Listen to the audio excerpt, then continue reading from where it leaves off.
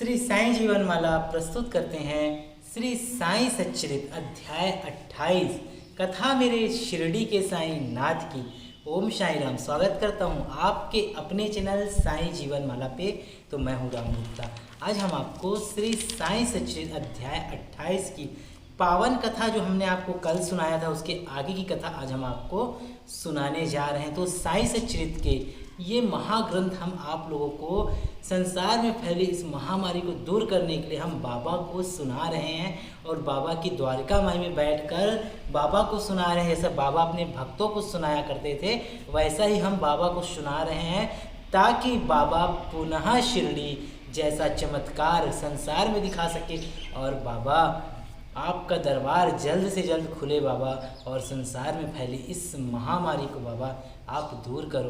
तो साईं सच्चरित के ये महाग्रंथ का पाठ अगर आप सभी सुनते हैं और अपने जीवन में उतारते हैं और इसे अपनी अंतरात्मा में उतारते हैं तो आप एक बात याद रखिएगा, आपके जीवन में कभी कोई कष्ट नहीं आएगा और आप कभी अकाल मृत्यु नहीं मरेंगे, क्योंकि ये ऐसा पवित्र पावन ग्रंथ है जिसके श्रवण और सुनने मात्र से भक्तों के बड़ी से बड़ी परेशानियां दूर हो जाती है। और ये मेरा खुद का अनुभव है और बहुत से भक्तों का मुझे मैसेज के थ्रू कॉल के थ्रू बताते रहते हैं। एक भक्त ने कल मुझे कॉल किया था, महिला थी, कि उनके बच्चे के दिल पे छेद। मैं बाबा की द्वारका माई से प्रार्थना करता हूँ कि बाबा उनकी बच्ची की रक्षा करें और आप सभी भी प्रार्थना करना कि बाबा उनकी बच्ची की रक्षा करें।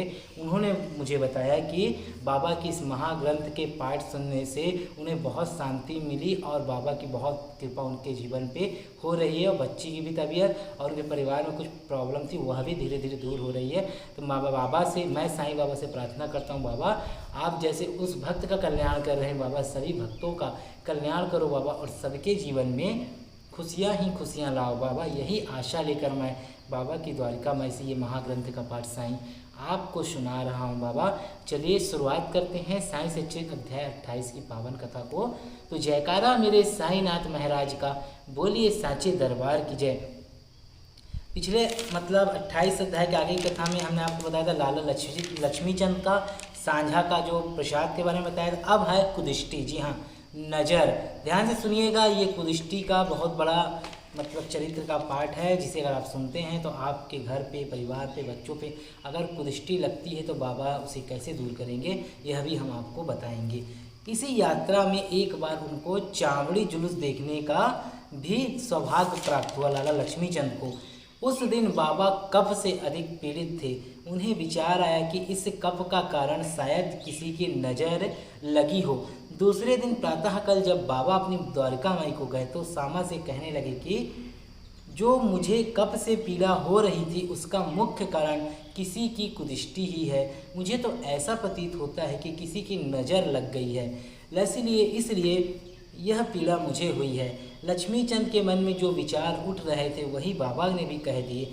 बाबा की सर्वज्ञता के अनेक प्रमाण तथा भक्तों के प्रति उनका स्नेह देखकर लक्ष्मी चंद बाबा के चरणों पर गिर पड़े और कहने लगे कि आपके प्रिय दर्शन से मेरे चित्त को बड़ी प्रसन्नता हुई है और मेरा मन मधुप आपके चरण कमल और भजनों में ही लगा रहे। आपकी अतिरिक्त भी अन्य कोई ईश्वर है इसका मुझे ज्ञान नहीं। मुझ पर सदा आप दया और स्नेह करें और आपके चरणों के दीनदास की रक्षा कर, अपने चरणों के दीनदास की रक्षा कर उसका कल्याण करें।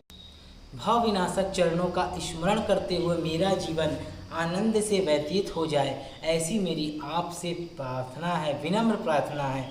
बाबा से आशीर्वाद तथा उदी लेकर वे मित्र के साथ प्रसन्न और संतुष्ट होकर मार्ग में उनकी कीर्ति का गुणगान करते हुए घर वापस लौट आए और सदैव उनके अनन्य भक्त बने रहे।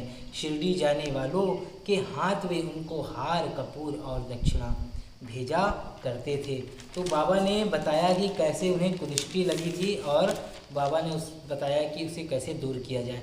अगर आप सभी को भी घर पे, परिवार पे, बच्चों को कुदिष्टि नज़र लगती तो आप लोग क्या करें।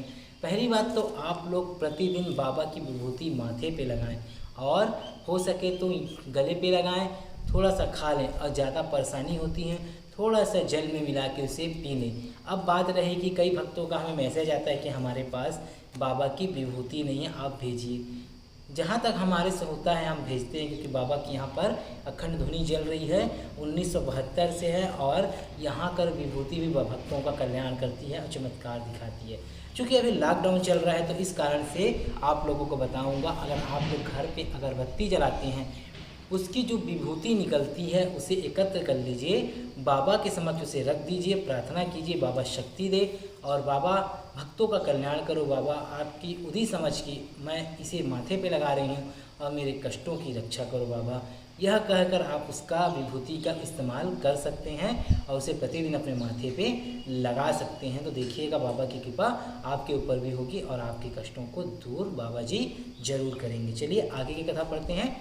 बुरहानपुर की महिलाएं। अब हम का वर्णन करेंगे। एक दिन बुरहानपुर में एक महिला ने स्वप्न में देखा कि श्री साईं बाबा उसके द्वार पर खड़े हैं और भोजन और खिचड़ी की मांग कर रहे हैं। उसने उठकर तो द्वार खोला पर वहाँ कोई ना था। फिर वह प्रसन्न हुई और उसने यह स्वप्न अपने पति तथा अन्य लोगों को सुनाया। उसका पति डाक विभाग में नौकरी करता था। वे दोनों ही बड़े धार्मिक थे। जब उसका स्थानांतरण अकोला को हो गया तो दोनों ने शिरडी जाने का निश्चय किया और एक शुभ दिन उन्होंने शिरडी को प्रस्थान कर दिया। मार्ग में गोमती तीर्थ होकर वे शिरडी पहुँचे और वहाँ 2 माह तक ठहरे। प्रतिदिन वे मस्जिद जाते और बाबा का पूजन कर आनंद से अपना समय व्यतीत करते थे। यद्यपि दंपति खिचड़ी का नैवेद्य भेंट करने को ही आए थे, परंतु किसी कारणवश उन्हें 14 दिनों तक ऐसा संयोग ही नहीं मिला। उसकी स्त्री इस कार्य में इतना अधिक विलंब ना करना चाहती थी, इसलिए अब वे 15वें दिन दोपहर के समय वह खिचड़ी लेकर मस्जिद में पहुंची तो उसने देखा कि बाबा अन्य लोगों के साथ भोजन करने बैठ चुके हैं। पर्दा गिर चुका था, जैसे यहाँ द्वारका माई है वहीं पर बाबा भोजन किया करते थे शिरडी में।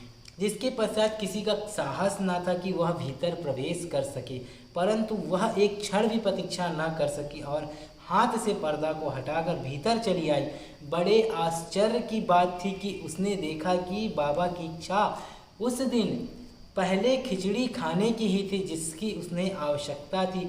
जब वह थाली लेकर भीतर आई तो बाबा को बड़ा हर्ष हुआ और वे उसी में से खिचड़ी के ग्रास लेकर खाने लगे और बाबा की ऐसी उत्सुकता देख प्रत्येक को बड़ा आश्चर्य हुआ और जिन्होंने यह खिचड़ी की वार्ता सुनी उन्हें बाबा के प्रति असाधारण स्नेह देख बड़ी ही प्रसन्नता हुई।